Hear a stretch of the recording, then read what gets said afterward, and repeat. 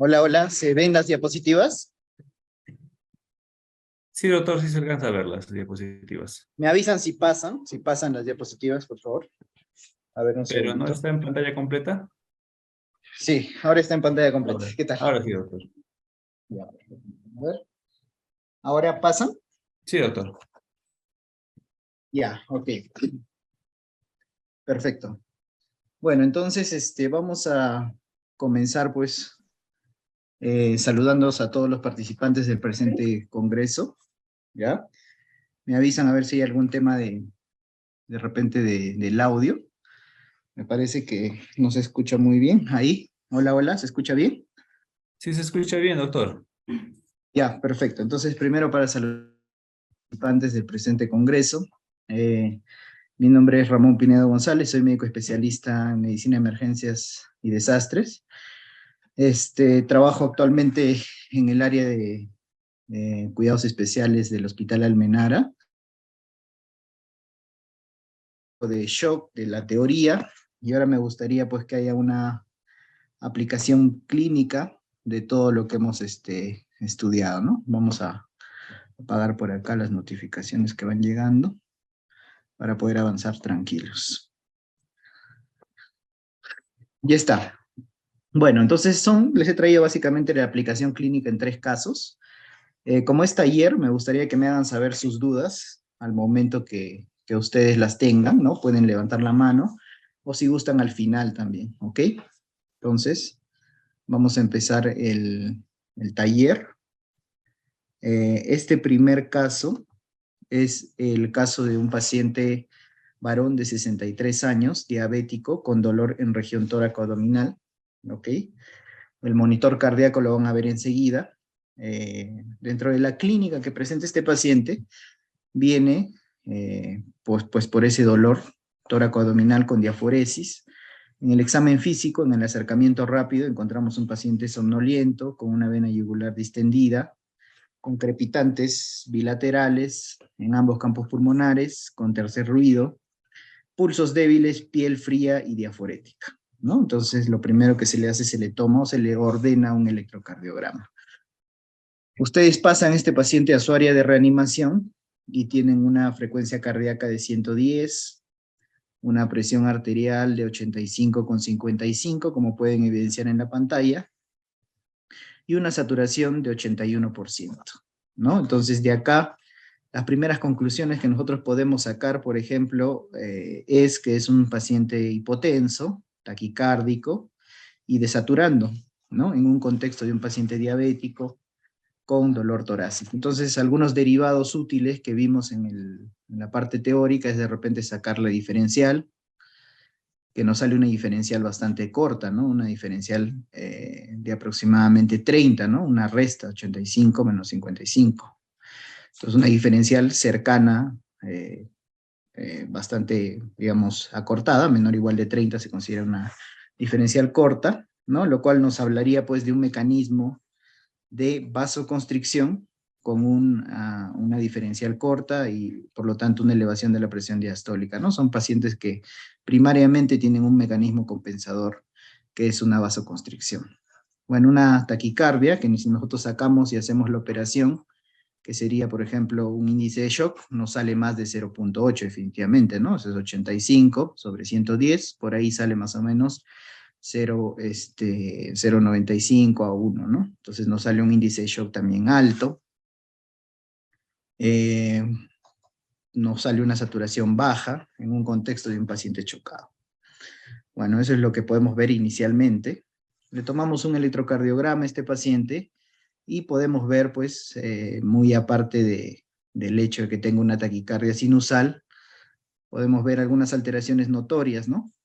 Que es un supradesnivel en B2, B3, B4, B5, ¿no? Compatible pues con un infarto o con un Zika, que es el síndrome ST elevado en la cara anterior, ¿no? Un Zika ST elevado en cara anterior, lo cual explica de sobra en el paciente en este contexto clínico un shock de tipo cardiogénico. Nosotros hablamos que era muy importante el contexto clínico cuando hablamos del shock y justamente este es un contexto clínico frecuente en el cual ustedes se pueden encontrar día con día. ¿no? Que es un paciente con dolor torácico, supradesnivel en la cara anterior, a veces es en la cara inferior, y chocado, ¿no? Entonces le toman su radiografía portátil, donde se ve pues también un patrón de trama iliofugal acentuada, con incluso ya infiltración alveolar bilateral a predominio de hemitórax derecho, ¿no? Le toman unos gases arteriales, naturalmente, dentro del enfoque de todo paciente chocado. Dijimos que era importante la toma de gases arteriales, fijándome sobre todo en el lactato, ¿no? Un lactato más de 2 ya me habla de cierta respuesta adrenérgica, ¿no?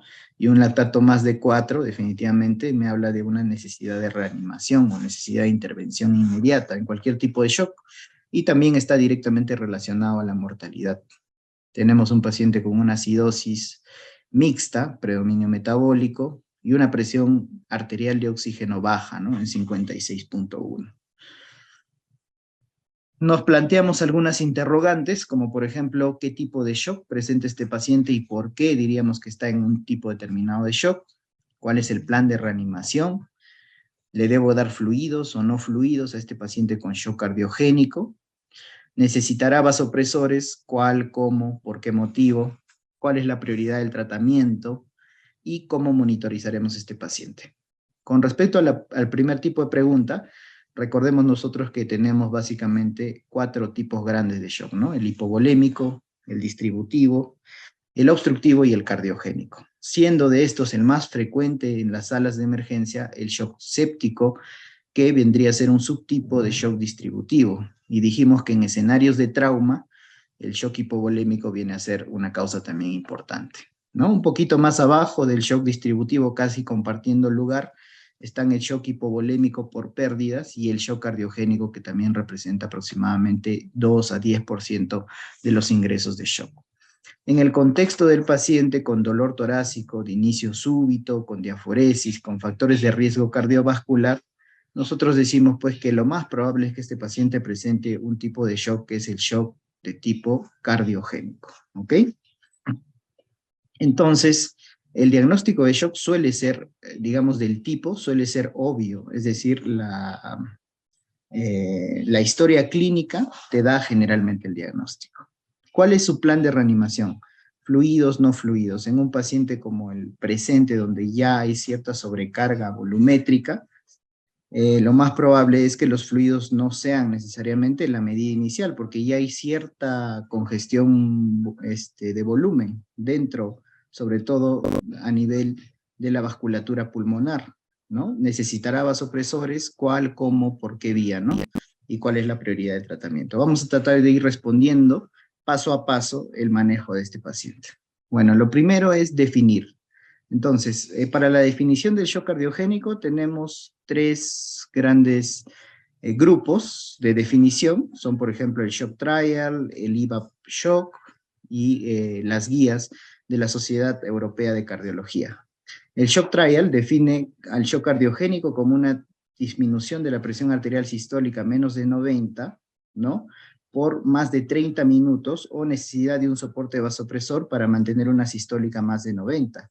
Asociado a daño de órgano, como puede ser, por ejemplo, extremidades frías, como ha presentado el presente paciente, orina disminuida, y ya en segunda instancia estarían los criterios hemodinámicos, ¿no? Para, por ejemplo, este estudio de manejo intervencionista, que es el IVAP shock, teníamos que utilizaban otros criterios, que eran igual, ponían un límite de presión arterial sistólica de 90, por un tiempo mayor o igual a 30 minutos, ¿no? O necesidad de catecolaminas, pero ya con la evidencia de una congestión pulmonar, ¿no?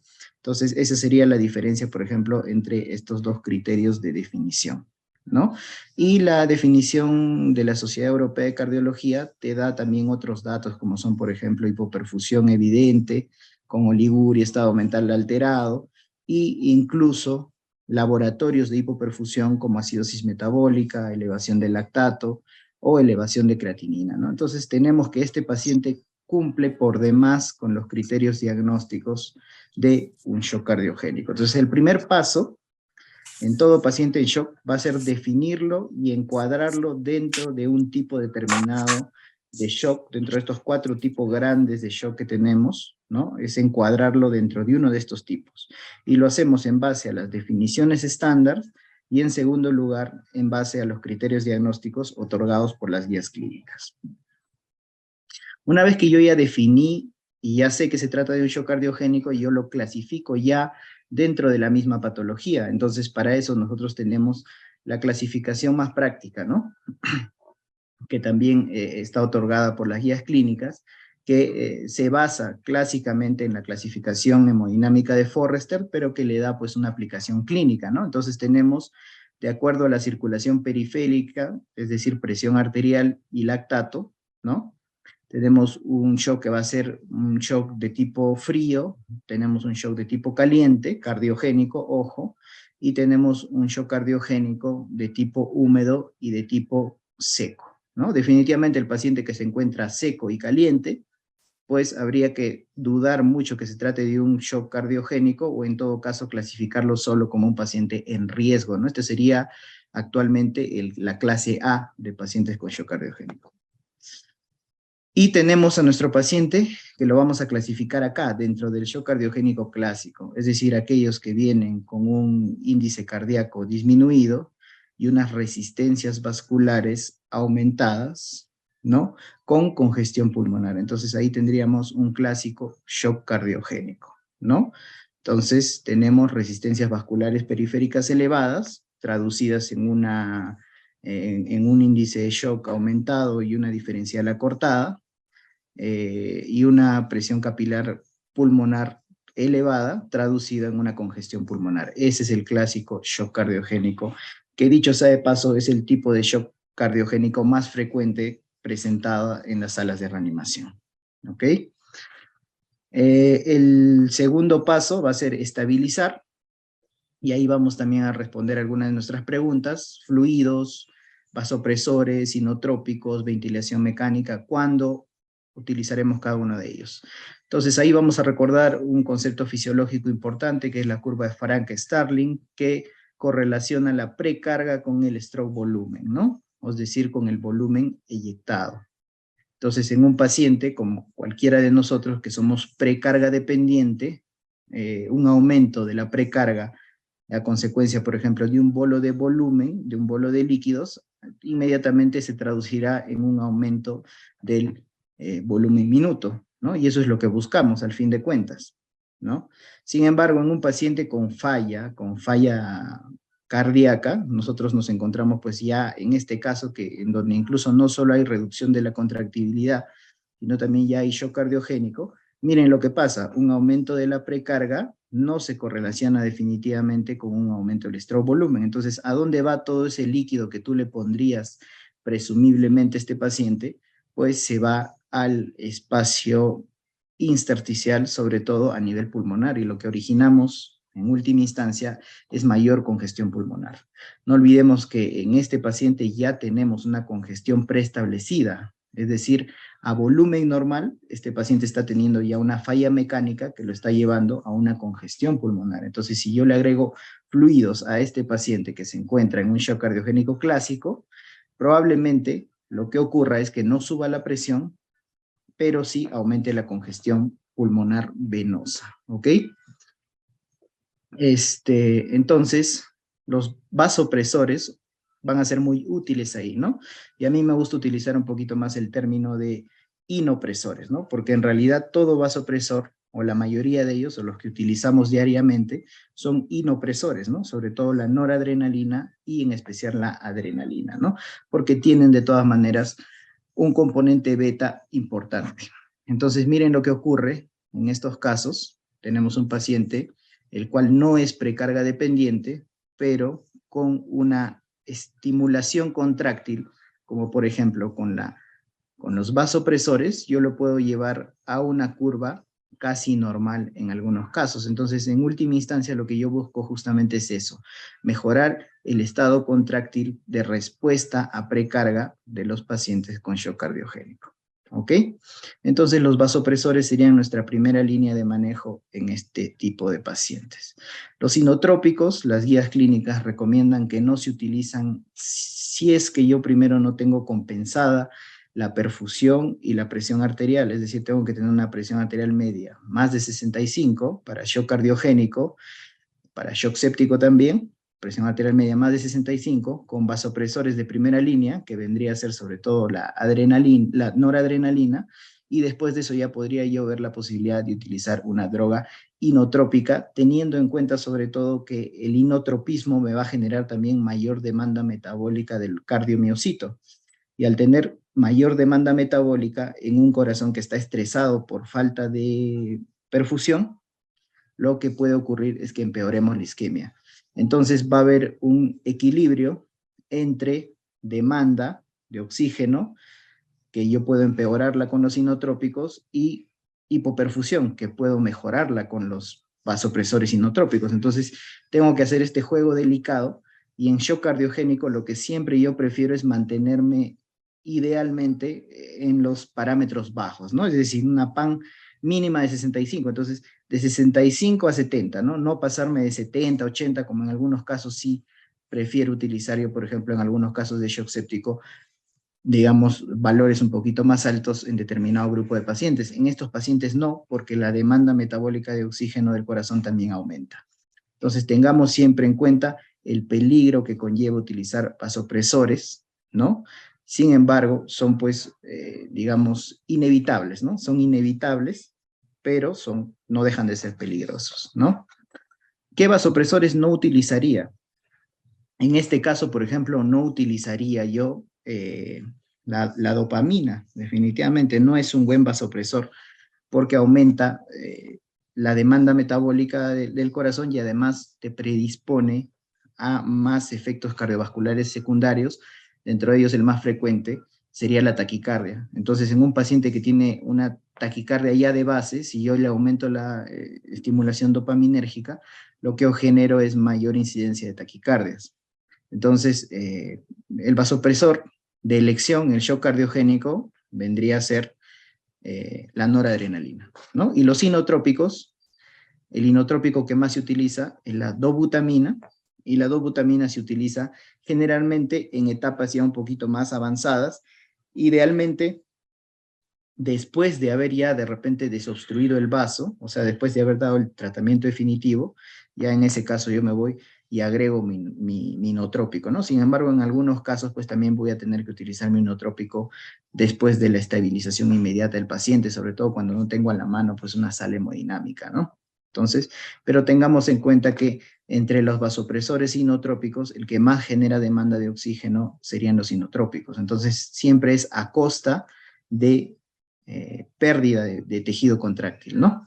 Entonces, la sobrevida siempre en estos casos ya es a costa de tejido contráctil. Entonces, justamente es este juego tan difícil de vasopresores inotrópicos lo que hace que la mortalidad del shock cardiogénico sea cercana en la era precateterismo al 80%, y en la era postcateterismo en la que estamos ahora, cercana al 40%.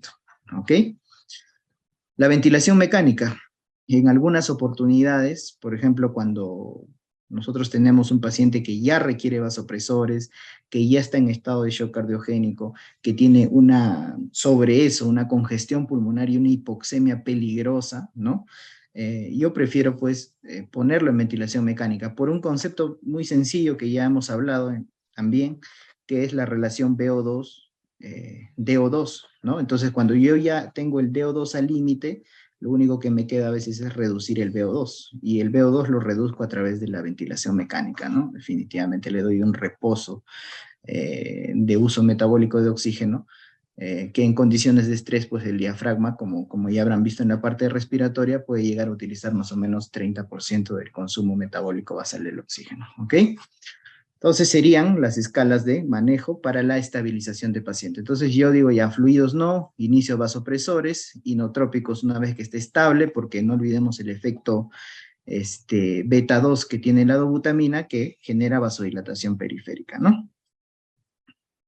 Entonces ahí yo voy a mis vasopresores y digo, bueno, noradrenalina de primera intención, la dosis, aproximadamente 0.5, el límite es, no se olviden, 3 microgramos kilo minuto, pero en caso de shock cardiogénico se prefiere no pasar de 0.5 microgramos kilo minuto. Estaríamos hablando aproximadamente pues de unos 25 cc por hora como máximo, ¿no?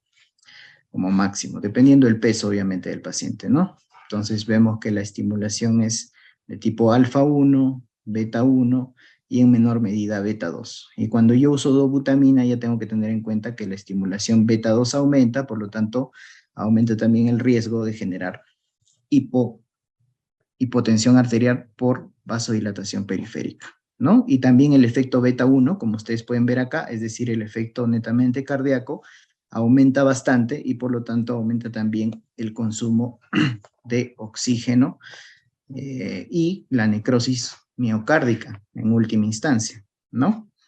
Tenemos otros vasopresores como la epinefrina, fenilefrina, vasopresina, dopamina, que tienen obviamente menores estudios, por lo menos para ser considerados vasopresores de primera línea, aunque sí podríamos considerar, por ejemplo, a la vasopresina como un vasopresor de segunda línea, ya en etapas avanzadas del shock cardiogénico, donde también hay una predominancia del efecto vasodilatador, ¿no? De la propia enfermedad, ¿ok?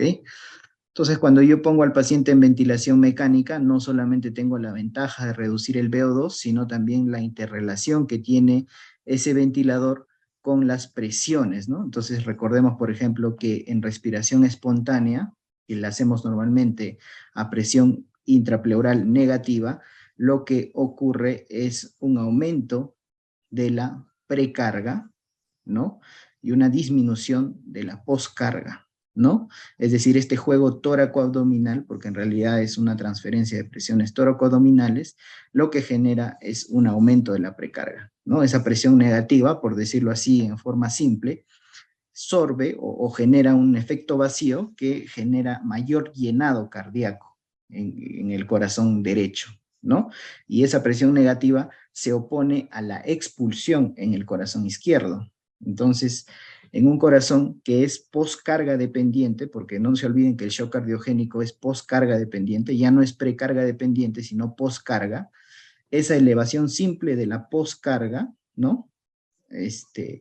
Puede generarme, pues, un efecto también adverso, ¿no? A diferencia de la presión, de la ventilación mecánica con presión positiva, que genera, pues, todo lo contrario, ¿no? Es decir, genera una reducción de la precarga, ¿no? Una reducción de la precarga, y lo que va a generar es una disminución de la poscarga, ¿no? Entonces, eso es lo que genera, una disminución de la poscarga. Entonces, acá tenemos, hay una disminución de la poscarga y eso, en última instancia, pues genera menos estrés cardíaco al momento de la eyección cardíaca, menos necrosis miocárdica y también mayor flujo periférico, es decir, un aumento de la presión arterial sistólica. Entonces, ese juego difícil de las presiones lo podemos resumir en este gráfico y decir pues que la ventilación mecánica no solamente es una medida de soporte, ¿no? Para disminuir el VO2, sino también tiene relación con la poscarga y permite mejorar el flujo cardíaco miocárdico y el flujo sanguíneo periférico. El paso 4 sería transferir a nuestro paciente para manejo específico. Entonces acá quiero proponerles la idea de mejorar un poco nuestros flujos. Normalmente, por ejemplo, nosotros lo que hacemos acá es, si estamos, por ejemplo, en un hospital como el Hospital Almenara, por ejemplo, tenemos un paciente, tenemos un hospital con capacidad de realizar PCI, pero con una unidad de shock cardiogénico que todavía se está formando, ¿no? Es decir, la unidad de shock cardiogénico es un equipo multidisciplinario y también incluye no solamente, digamos, el cardiólogo intervencionista, el cardiovascular, la posibilidad de utilizar el balón de contrapulsación, la posibilidad de entrar a sala de operaciones inmediatamente, ¿no? No solamente incluye ese equipo, sino también toda la logística que lleva a manejar un paciente con shock cardiogénico, ¿no? Es uno de los tipos de shock, por decirlo así, más caros en cuestión de personal, en cuestión de recursos, en cuestión de equipos, y el que te trae también menor, digamos, menores éxitos, ¿no? Entonces, es un equipo complejo, para una mortalidad predicha alta, ¿no? Sin embargo, pues, a medida que nosotros tenemos nuestro sistema que funciona peor, naturalmente nuestros pacientes van a tener mayor mortalidad.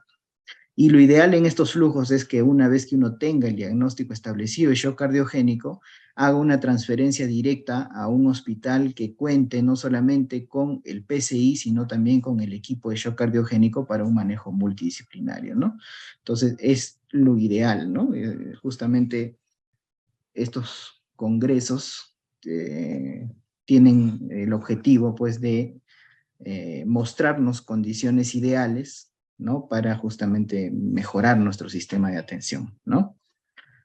Entonces, ya una vez que tenemos al paciente referido, ya viene el manejo definitivo, ¿no? O si lo he recibido en un hospital que tenga la posibilidad de administrar el PCI, pues veremos que el manejo definitivo es desobstruir esa arteria que está tapando, ¿no? La circulación coronaria, ¿no? Que no va a solucionar inmediatamente los problemas porque el corazón pasa un periodo de invernamiento. Entonces, es el tratamiento definitivo, pero este paciente requiere después cuidados en la unidad de cuidados intensivos, ¿no? Y se llega hasta incluso durante el procedimiento o incluso periprocedimiento a utilizar un aparato bien curioso, ¿no? Que es el balón de contrapulsación aórtica, que quiero explicarles acá rápidamente en qué consiste este baloncito, ¿no? Este baloncito se infla en diástole. Entonces, como las válvulas están cerradas en diástole, las válvulas semilunares, lo que va a generar es una presión retrógrada por acá, que genera un aumento de la circulación coronaria, entonces mayor flujo coronario, por una parte.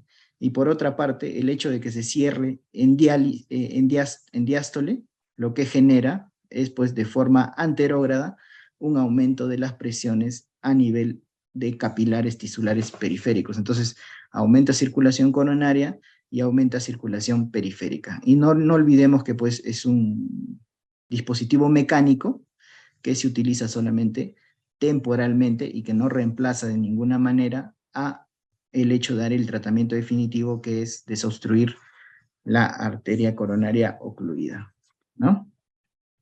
Bueno, ese es el primer caso, fue un shock cardiogénico. Entonces ya hemos visto cómo se maneja de forma práctica este tipo de enfermedades. Naturalmente el manejo que yo le pueda dar a este paciente en provincia, en Lima y en el extranjero va a ser diferente de acuerdo a las posibilidades que tenga yo de recurso, de personal, de conocimientos, de manejar uno que otro paciente, pero por lo menos el manejo inicial es común en todos, y la elección de un buen vasopresor y la oportunidad de intubar adecuadamente y en el momento adecuado al paciente para la transferencia es común a todos los centros, ¿ok? Después hay factores externos a nosotros que van a inferir sobre la mortalidad del paciente, pero lamentablemente pues ya son ajenos, ¿no? El segundo caso, rápidamente, el paciente mujer de 56 años con vómitos, fiebre, escalofríos, tos, con esputo amarillento desde hoy en la mañana. Entonces acá ya tenemos otro contexto totalmente diferente, ¿no? Tiene antecedente de hipertensión arterial y osteoporosis, el examen físico está confusa, llenado capilar es rápido, a diferencia del caso anterior. La piel está caliente, miren ustedes, hay taquicardia, taquipnia, en tórax hay disminución del murmullo vesicular en la base izquierda, y nos mencionan acá que luego de 4 bolos de 500 mililitros de solución fisiológica no se encuentra respuesta favorable de la presión arterial. Entonces, este contexto clínico nos habla definitivamente, pues, de un paciente con otro tipo de problema, ¿no? Probablemente un problema infeccioso. Entonces, yo veo el monitor, encuentro una frecuencia cardíaca de 120, una sistólica de 90, un índice de shock más de 1.2, pero si yo saco un índice de shock diastólico, es decir, divido, ¿no?, la frecuencia cardíaca ya no entre la sistólica, sino sobre la diastólica, me sale en 3. Entonces, dijimos que para estados de shock séptico, ¿no?, nosotros nos valemos mucho más del índice de shock diastólico, ¿no?, teniendo como valor anormal todo índice de shock diastólico por encima de 2. Y en este caso tenemos un índice de shock diastólico de 3, tenemos una saturación del 88%, ¿no? Una respiratoria de 26. Entonces también hay hipoxemia, más leve que en el caso anterior, pero lo que llama la atención es ese índice de shock diastólico, y si yo hago una resta, 90 menos 30, yo lo que veo es pues que hay una diferencial bastante amplia, ¿no? Una diferencial en 60, ¿no? Que está pues bastante elevada, ¿ok?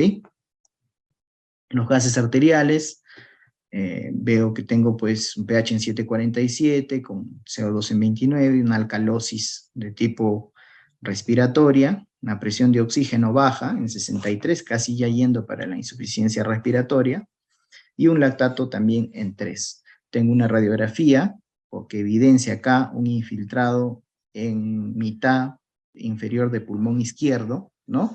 Y el pulmón derecho limpio. Entonces tengo un foco infeccioso en un paciente con estas características, ¿no? Entonces yo rápidamente lo que hago es, después de la reanimación de esos fluidos, se le coloca una vía central, se le toma la presión venosa central de 24, saturación venosa central de 59 y lactato en 2,8. Entonces, de acuerdo a la clase anterior que se las han transmitido, que habíamos grabado, ustedes van a ver en esa clase que la saturación venosa central de oxígeno no es otra cosa que un indicador global de el consumo de oxígeno, ¿no? Y por lo tanto de la deuda de oxígeno.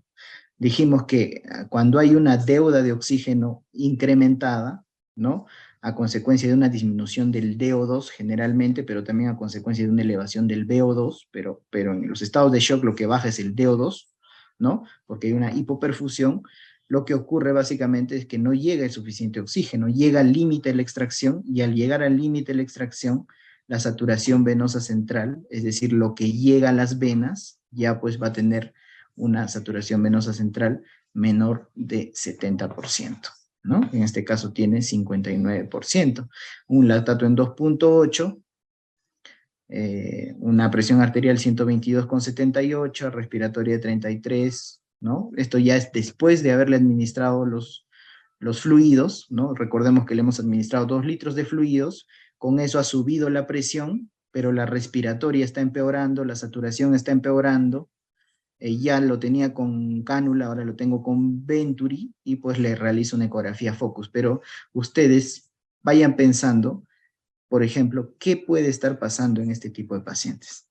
Y lo van a pensar en base a tener el marco teórico, ¿no? Si yo tengo el marco teórico de que un paciente en estado de shock empieza a elevar la respiratoria y cae la saturación después de la administración de fluidos, pues probablemente esté pensando que ese paciente no está pudiendo controlar los fluidos en el intravascular, o sea, está teniendo una vasodilatación muy severa que le está ocasionando hipoxemia, o bien está teniendo una disfunción cardíaca asociada que le está ocasionando, pues, una caída de la saturación venosa central de oxígeno. Recordemos que el shock séptico primariamente es un shock con una saturación venosa central de oxígeno elevada, al inicio al menos. ¿Por qué? Porque lo que se plantea en este tipo de shock no es que haya un delivery disminuido inicialmente, sino básicamente lo que hay es una hisoxia, es decir, una incapacidad del tejido de utilizar el oxígeno. Entonces, así como llega gran cantidad de oxígeno, lo que pasa es que con el tejido entra como una especie de anergia, es decir, no utiliza el oxígeno, y por lo tanto vuelve también con una saturación de oxígeno normal o elevada. Entonces es el patrón clásico. Si yo tengo en el contexto de un shock séptico una saturación reducida, lo que yo debo estar pensando es que no está llegando el flujo adecuadamente, ¿ok? Entonces, si para eso tengo una herramienta que es el focus, que es la visualización directa del corazón. Entonces, cuando yo veo el corazón, lo que voy a ver pues es que no hay una buena, digamos, visualmente una fracción de eyección adecuada, no hay una buena contractibilidad, hay una vena cava inferior que está pletórica, que está en 2,4 centímetros, y luego de 2 horas, ¿no? Después de este POCUS, ¿no?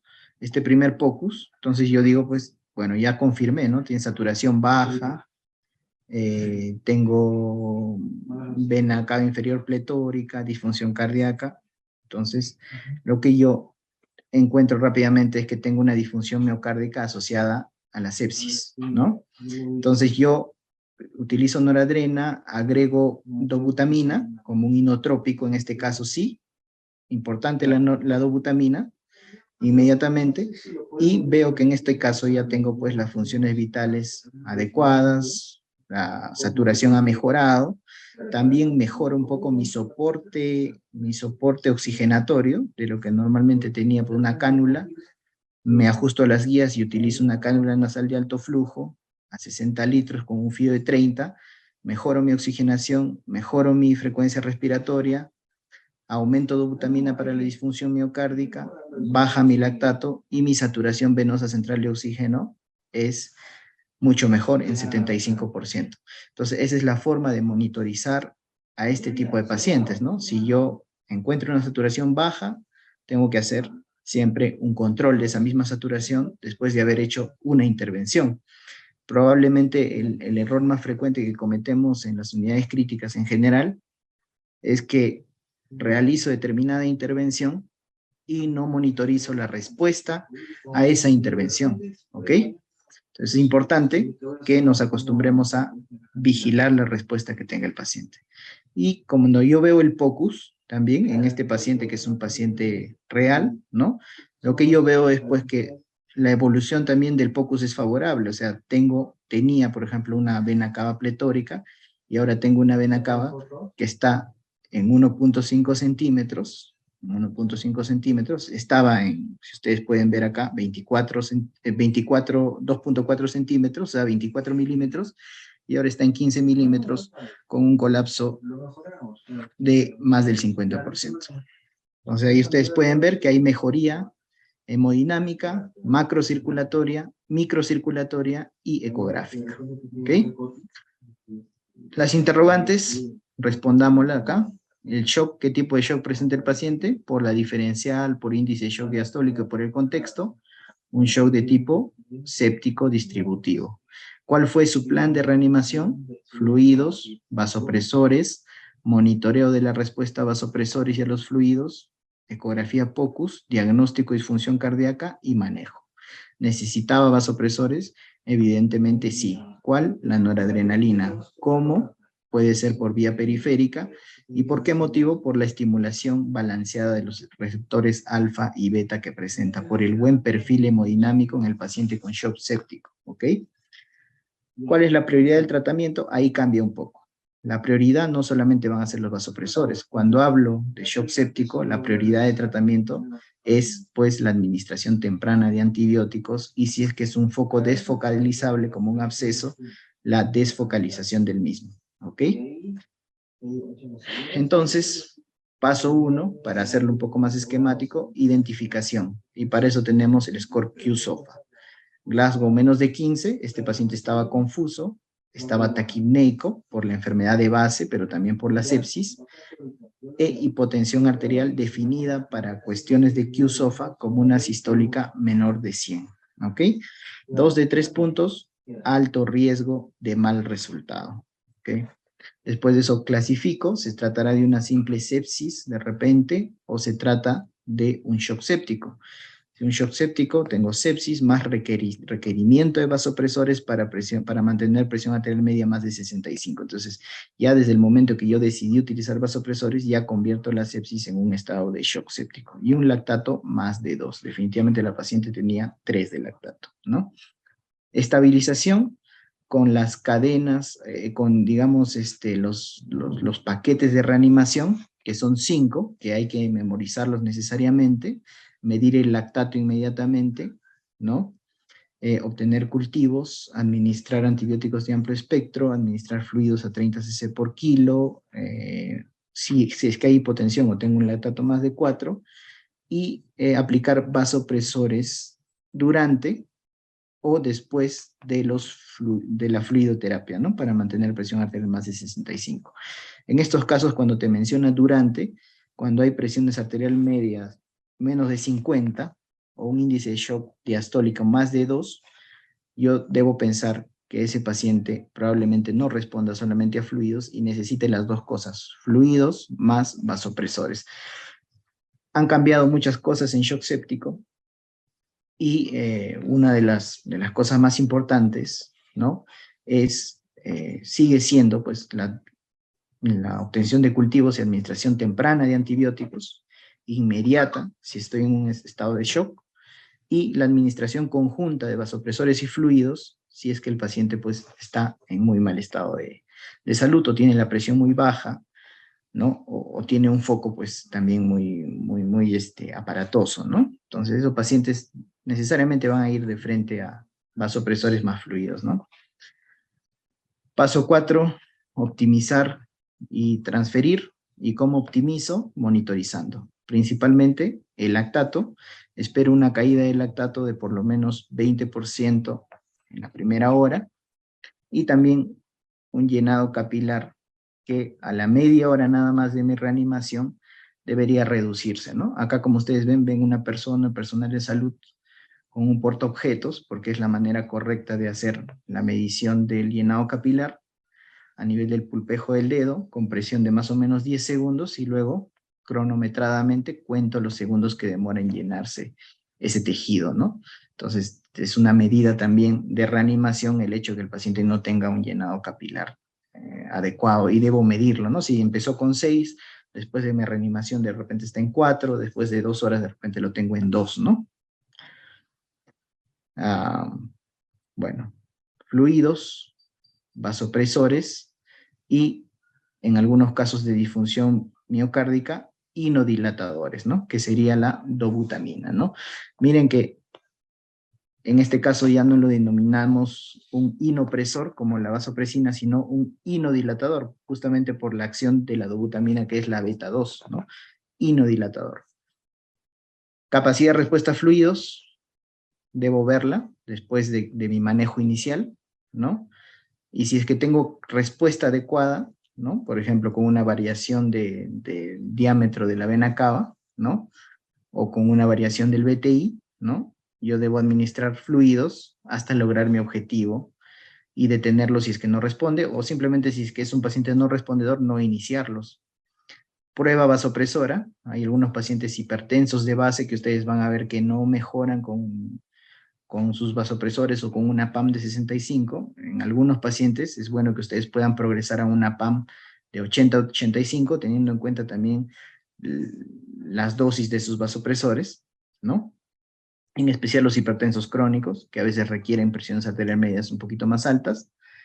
Y el paso 3, en caso de que tenga saturación baja, disfunción cardíaca inducida por sepsis diagnosticada con una ecografía, un delta de CO2 mayor de 6, como mencionamos ya en la clase teórica, pues me voy directamente a un inodilatador, que sería la dobutamina.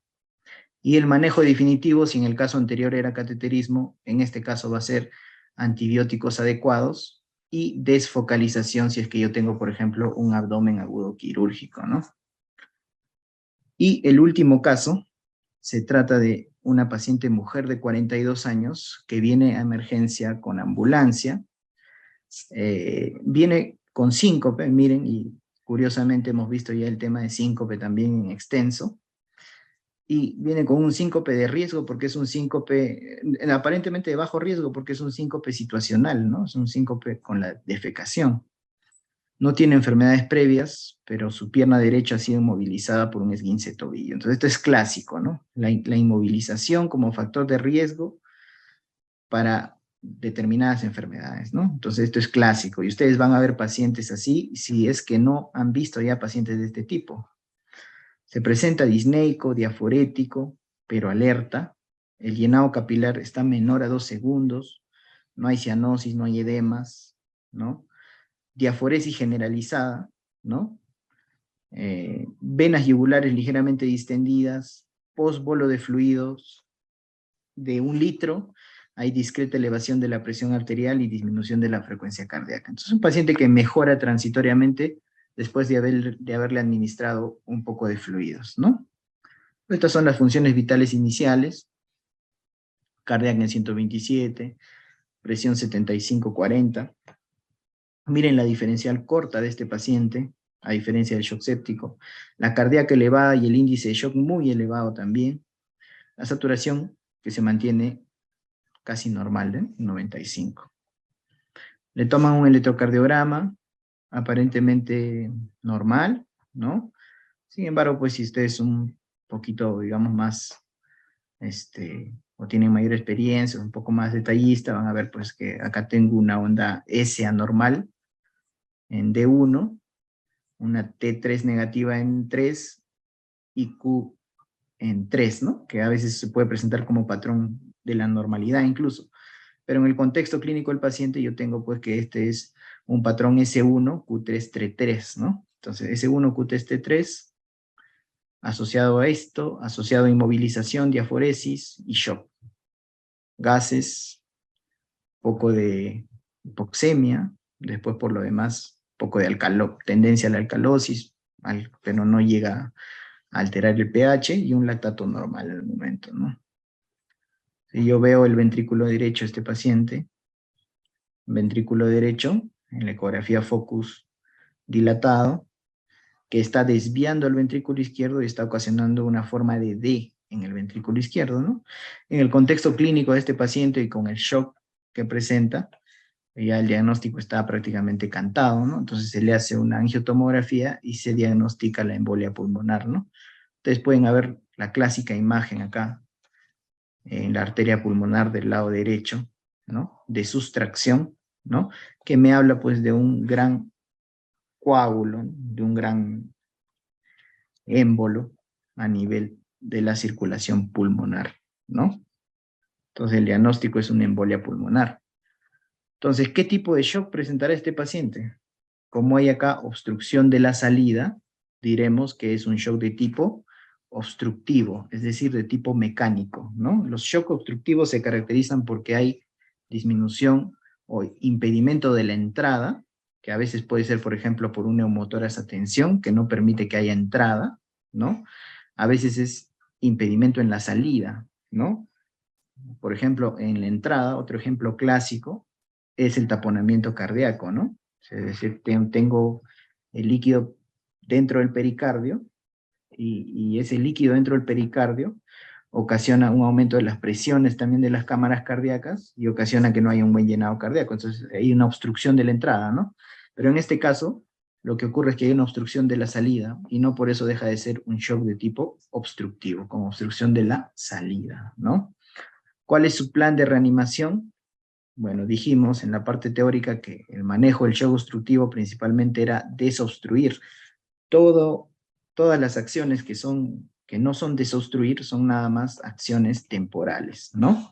Que no mejoraron la mortalidad por sí solas, sino al contrario, en algunos casos incluso pueden empeorarla, y que siempre hay que priorizar el manejo, que es la desobstrucción. Necesitará vasopresores, naturalmente como todo paciente en shock que está hipoperfundido, para evitar la falla orgánica, debe utilizar vasopresores hasta solucionar la causa de la obstrucción, ¿no? ¿Cuál, cómo y por qué? Ahora lo vamos a ver. ¿Cuál es la prioridad de su tratamiento? Desobstruir al paciente y cómo monitorizaremos a este paciente. Paso 1, que no se olviden que la charla de hoy es el manejo paso a paso. Paso 1, identificamos y definimos, ¿no? Cuando decimos que un paciente con shock obstructivo a consecuencia de una embolia pulmonar se encuentra inestable,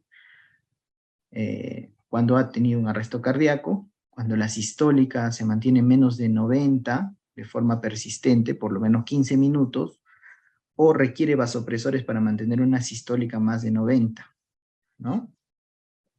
O tengo ya falla de órgano como alteración del estado mental, la piel fría, diaforética, oliguria, anuria o incremento del lactato. En este caso solo teníamos una piel fría, ¿no? Diaforética, pero no teníamos otra evidencia de falla de órgano, pero sí teníamos, por ejemplo, una hipotensión persistente, o sea, presión arterial menos de 90, ¿no? O una caída de la presión también, mayor de 40, que se mantenga por lo menos 15 minutos, ¿no? Suficiente para que yo tenga el diagnóstico de inestabilidad hemodinámica en un paciente con shock obstructivo. Entonces acá lo que nosotros vemos es que no existe una definición uniforme de shock, sino que cada tipo de shock, incluso determinada enfermedad que ocasiona el shock, tiene su propia definición, a veces de inestabilidad hemodinámica o de shock. Entonces, de forma universal, el shock se define como una disoxia celular, ¿no? Un impedimento para perfundir el tejido, que lleva a un uso inadecuado del oxígeno, pero en específico, cada enfermedad tiene sus atingencias específicas, ¿no? La estabilización pasa por lo siguiente: si yo tengo un ventrículo izquierdo, que normalmente es este, y un ventrículo derecho, que normalmente es este, es una relación de por lo menos 0.4 a 0.6, el ventrículo derecho en este caso está dilatado, y la relación es mayor de 1, ¿no? Entonces está más grande que el ventrículo izquierdo, y eso ocasiona, pues, que no haya buen llenado. Entonces, si yo le administro fluido, lo que voy a hacer es aumentar las presiones de llenado, aumentar el reflujo tricuspidio, aumentar el hecho de que el septum esté desviado, o sea, lo voy a desviar más. Por esta simple lógica, miren, toda la sangre llega al corazón derecho, y si le sigo dando fluidos al corazón derecho, lo que hago yo, pues definitivamente desviar más el flujo, disminuir mucho más el gasto cardíaco, y por lo tanto sería contraproducente, ¿no? A diferencia de una maniobra restrictiva de fluido en este tipo de shock, pues genera todo lo contrario, ¿no? Entonces, básicamente, fluidos en este caso no son la prioridad, ¿no? Porque hay una obstrucción de la salida. Ojo que hay algunos casos donde hay disfunción derecha, donde la salida no está obstruida, donde sí hay cierta reserva de respuesta, como por ejemplo en el infarto del ventrículo derecho, donde yo sí podría dar un bolo inicial, o incluso es el manejo de elección, los fluidos, ¿no? Porque todavía hay respuesta de ese ventrículo, ¿ok? Los vasopresores, vemos acá los efectos que tendríamos si es que nosotros, por ejemplo, utilizamos el más usual, que es la noradrenalina. Entonces lo que yo hago es la resistencia vascular la aumento, ¿no? También tengo que la resistencia, aumento el gasto cardíaco, ¿no? Pero también tengo un efecto importante, que es aumentar la resistencia vascular, digamos la resistencia vascular pulmonar acá, y la resistencia vascular sistémica, ¿no? Entonces, siempre es importante tener en cuenta eso, ¿no? Que yo, cuando hay falla derecha, no me conviene aumentar la resistencia vascular pulmonar, porque también tengo el mismo efecto que administrar volumen, es decir, sobrecargar más al ventrículo derecho. A diferencia, pues, de la vasopresina, que miren lo que pasa con la resistencia vascular pulmonar y con lo que pasa con la resistencia vascular periférica. Entonces, en los pacientes más graves, con shock obstructivo, no hay una recomendación preestablecida, pero la vasopresina sería un vasopresor ideal por el perfil hemodinámico, ¿no? En los pacientes de moderada, de leve a moderada, ¿no? Como en este caso, por ejemplo, en el que teníamos, que había respuesta transitoria a los fluidos. Entonces, en esos casos sí podría yo utilizar como vasopresor de elección la noradrenalina, e incluso las guías clínicas mencionan que la noradrenalina es el vasopresor de elección, pero siempre teniendo la tingencia de que de todas maneras tiene un efecto de elevación de la resistencia vascular pulmonar. La epinefrina también tiene cierto efecto de reducción de la resistencia vascular pulmonar, y también tenemos, pues, que en condiciones muy severas podría ser un vasopresor bastante útil, ¿no? Pero siempre el manejo definitivo va a ser el hecho de administrar el trombolítico. Y tengo dos formas, ¿no? La forma clásica, de 100 miligramos en 2 horas, o la forma corta, que tiene menor nivel de evidencia, pero que en algunas situaciones in extremis hemos tenido que utilizarlo, como por ejemplo postparada cardíaca resuelta, o un paciente severamente hipotenso donde requiere un manejo rápido. Se recomienda 0.6 miligramos por kilo en 15 minutos, con una dosis máxima de 50 miligramos, ¿no? Aproximadamente en un paciente de 70 kilos le pasas una ampolla en un cuarto de hora, siempre teniendo en cuenta las contraindicaciones absolutas y relativas del tratamiento fibrinolítico, y siempre haciendo firmar el consentimiento informado respectivo. Bueno, eso ha sido el taller correspondiente al shock. Hemos complementado algunos conceptos de un tema bastante amplio, a veces un poquito engorroso de entender: cuándo uso, qué vasopresor uso, a cada situación específica, ¿no? Me gustaría que me hagan llegar sus dudas, interrogantes con respecto a estos tres casos clínicos que hemos intentado resolver de la mejor manera el día de hoy.